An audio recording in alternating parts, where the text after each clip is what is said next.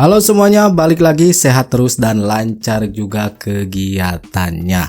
Oke, masih mengenai Roy Suryo CS teman-teman.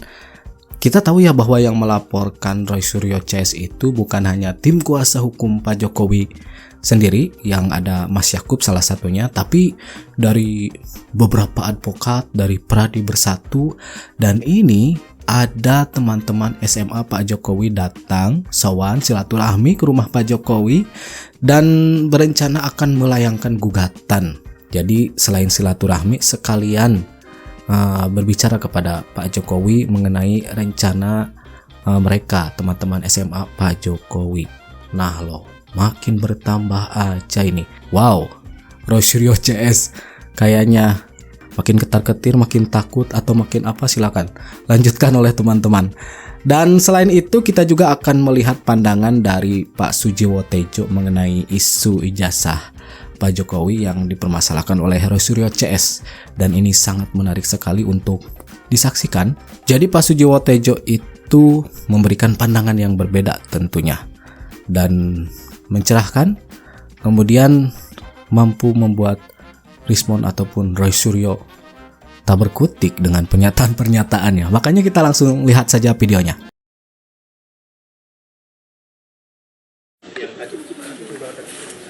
Diminta Pak Jokowi. Arahnya monggo untuk dilanjutkan. Mengizinkan ya, Pak? Mengizinkan untuk dilanjutkan. Sebelumnya pada tanggal 8 Mei 2025 kemarin, saya bersama dengan temannya dari UGM itu juga mohon izin dulu, apakah kami diizinkan apabila akan melakukan atas nama sekolah kami. Oh monggo silahkan dilakukan. Ini tadi kami sudah membuat gugat intervensinya. Ini langsung kita daftarkan ke Pengadilan Negeri Surakarta. Demikian. Bapak teman sebangku katanya? Saya dari kelas 2 dan kelas 3 sebangku. Ya, sebangku. Nama lengkap Pak? Nama lengkap Bambang Surojo. Ini dari alumni SMA Negeri 6 Surakarta, angkatan yang pertama tahun 1980. Dan kami adalah teman-teman dari Bapak Joko Widodo saat sekolah di SMA 6. Kedatangan kami ke sini adalah dalam rangka untuk mohon izin, kami akan melakukan gugat intervensi atas gugatan yang dituduhkan kepada Pak Jokowi bahwa ijazah SMA-nya Pak Jokowi itu adalah palsu dari SMA 6. Untuk itu lebih jelasnya mohon Pak Wahyu bisa menyampaikan dan Pak Sigit. Kami selaku tim hukum dari alumnus SMA 6, kami akan menyampaikan gugatan intervensi dalam perkara perdata tersebut dengan memihak kepada SMA 6 selaku tergugat 3.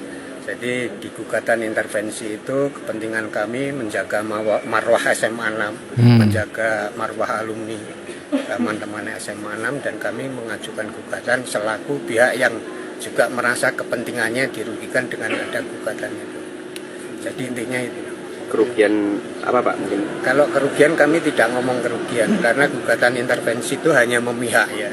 Sifatnya hanya memihak adanya gugatan tersebut. Kita tidak menuntut ganti rugi, tapi juga ingin membantu SMA 6 yang tergugat 3 supaya ada semacam pembelaan secara komprehensif gitu. Jadi yang dipermasalahkan itu bukan hanya ijazah S1 Pak Jokowi oleh gerombolan Roy Suryo CS itu, tapi ijazah SMA juga. Makanya teman-teman SMA Pak Jokowi atas nama sekolah akan melakukan gugatan dan itu disetujui oleh Pak Jokowi. Pak, Roy Suryo mau melaporkan penyidik Pak karena tidak percaya sama ijazah. Ya, UGM nggak dipercaya, Barreskrim nggak dipercaya, KPU nggak dipercaya, yang mau dipercaya siapa? Ya. Oke Mas Rismon, tapi saya takutnya rakyat Indonesia jadi memberhalakan ijazah. Bagaimana kalau dengan aksi kalian, aksi mereka, Mas Silvester, Mas Firman, tiba-tiba orang dulu, oh ternyata ijazah itu penting. Penting bagi pegawai, bagi pemimpin enggak. Makanya ada kata-kata bahwa Nabi itu buta huruf, walaupun ini masih debatable, buta huruf physically buta huruf atau buta huruf tidak Karena pemimpin tidak perlu universitas. Universitas itu miniatur dari universe. Pemimpin itu harus hidup dari universe, bukan dari universitas. Tanya ke Pak Sumarlin, Pak Arianto. Tanya ke Pak Ali Wardana, orang-orang keuangan. Pak Harto di awal-awal gimana secara rapat? Mereka cerita Pak Emil Salim, Pak Harto itu nggak ngerti ekonomi, nggak ngerti apa. Setiap rapat nyatet terus. Tapi setelah 6 bulan itu, menteri-menteri yang nyatet. Pak Harto dengan kehidupannya. Saya takutnya begitu. Untuk apa kita mempermasalahkan ijazah Pak Jokowi kalau Pak Jokowi sudah bisa bekerja? Bahwa ada ijazah SMA itu kan karena waktu kasus Megawati diperlukan harus ada ijazah. Saya usul ke depannya presiden nggak perlu ijazah apapun. Hanya pegawai dan staf ahli yang perlu ijazah. Karena mereka harus memandang dari sektor-sektor. Pemimpin itu dengarkan, hei Karni, dokter ngomong apa? Hei Ferry, dokter. Terus aku malam-malam dengan intuisi aku memutuskan. Itu nggak ada ilmunya. Itu pemimpin, itu naga bonar. Aku takutnya begitu, Bang Resmond. Tolong, jadi menurut saya Mas Ferry, yang diteliti sekarang bukan keaslian atau kepalsuan sejarah ijazah Pak Jokowi. Mending kebohongan atau kejujuran Pak Jokowi. Nah itu yang paling penting. Ijazah nggak penting. Apa salah-salah buktinya Mas Ferry mengakui wus benar? Nggak bisa kita ngukur. Berarti Pak Jokowi bisa memimpin dalam 10 tahun. Bung Karno coba lihat di bukunya Saifuddin Zuhri, Menteri Agama. Dia ngomong, waktu itu tinggal punya duit 7 miliar. Membangun Monas apa membangun Istiqlal? Nah, ternyata dia membangun Monas.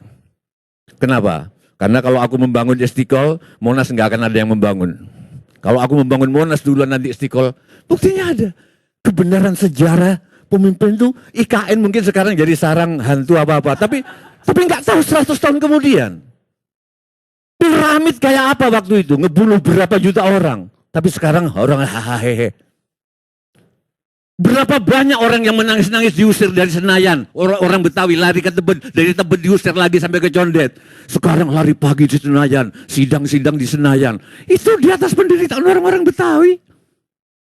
Oke, saya ulangi lagi. Sehingga saya nggak tahu Pak Jokowi berhasil atau tidak. Tapi yang jelas dia sudah 10 tahun jadi presiden. Oke? Respon, jangan mengharap aku kayak dulu galak. Aku sekarang udah punya 3 cucu, jadi bijak. Gitu. Kayak Pak Kasmujo bijak. Jadi sekarang sebetulnya Pak Jokowi itu ijazahnya palsu atau enggak, bagi aku enggak penting. Yang penting dia udah 10 tahun, enggak gampang mempertahankan kepemimpinan. Berarti dia bisa.